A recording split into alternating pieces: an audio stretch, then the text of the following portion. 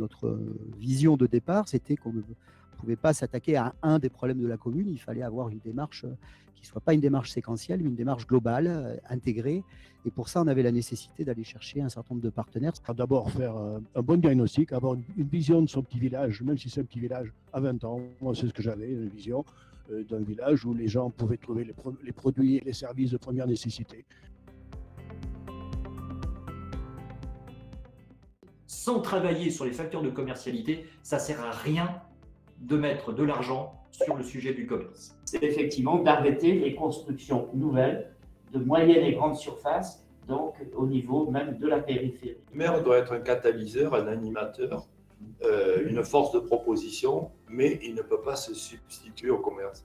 C'est avoir cette attention, je dirais, particulière par rapport aux zones périphériques. Et donc, bien évidemment, là, nous venons en accompagnement de politiques publiques mises en place par les collectivités.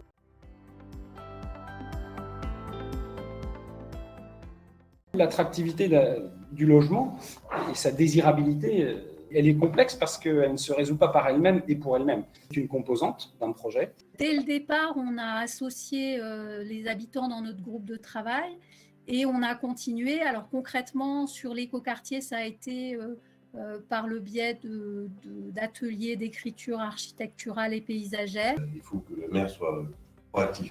C'est-à-dire qu'il y a certes un projet, il faut que ce projet puisse aboutir. Et pour qu'il aboutisse, il faut qu'il aille chercher les partenaires.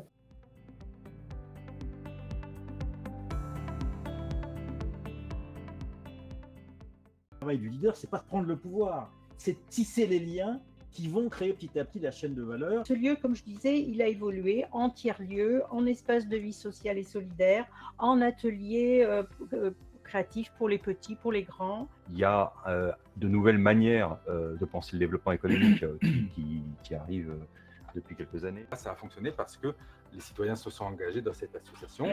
Parfois, ça se transforme en SIC, ça a été évoqué. Pour moi, c'est un très beau modèle de développement local. Les initiatives viennent du territoire, viennent justement de cette dynamique des acteurs locaux. Donc tous ces projets-là, eh bien, il faut pouvoir les aider. Notamment les services de l'État sont aussi là pour ça.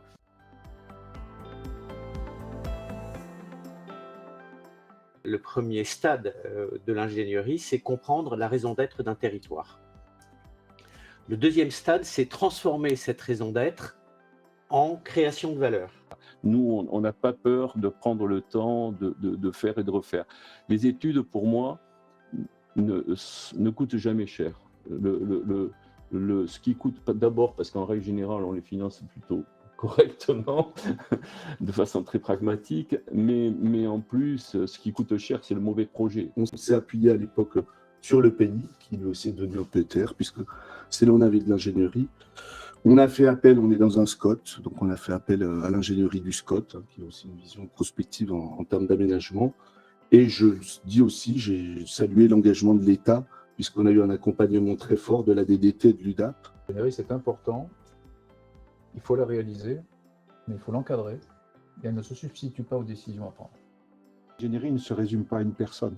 Ça va être le traducteur entre cette narration voulue par les élus et la faisabilité technique en associant toutes les ingénieries disponibles, y compris l'ingénierie des habitants.